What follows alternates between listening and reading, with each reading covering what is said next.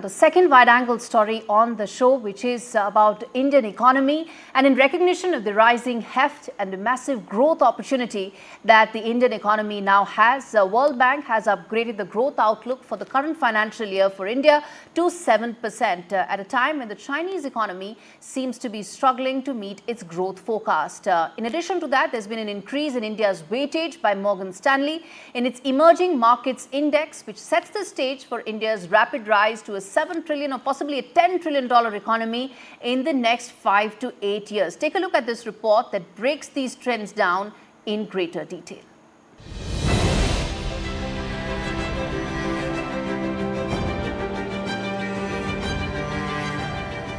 Weeks after the IMF upgraded the forecast of the Indian economy to 7%, the World Bank has followed suit.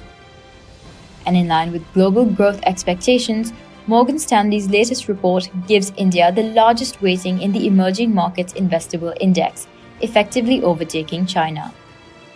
The data shows a better-than-expected outlook for the world's fastest-growing economy. The bright economic outlook, coupled with higher weightage on the index, is set to translate into more global flows into India, allaying fears that the Indian equity markets may be primed for a correction. In fact, FPIs bought shares worth $6.33 billion in 2024, on the backs of earnings growth for Indian companies, which is higher than other emerging markets by 60%. Indian equity markets are also a lucrative investment destination due to the higher return on equity, a matrix where China has halved since 2014. The World Bank upgrade has come on the back of higher public investments and a surge in household investment in the real estate sector.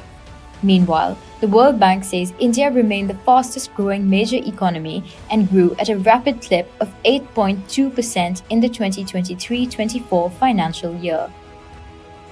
The upgrade from the earlier projection of 6.6% comes at a time when the Chinese economy is struggling and facing headwinds, mostly due to its real estate sector and its cascading impact on the Chinese banking system. The housing crisis, which has been ongoing for nearly 4 years, has now impacted household earnings and the financial sector. Adding to the worries over the health of the Chinese economy is a lower-than-expected services growth. The IMF has termed services as an underutilized growth driver for China, contributing far less than its potential. Sparking fears of a larger risk is China's factory activity, which contracted for a fourth straight month in August. The contraction indicates the world's largest economy may struggle to meet its growth target of around 5%. For New Delhi, its task is cut out. It needs to prioritize getting big-ticket investment and press the pedal on its $1 trillion manufacturing goal, which requires favorable trade pacts.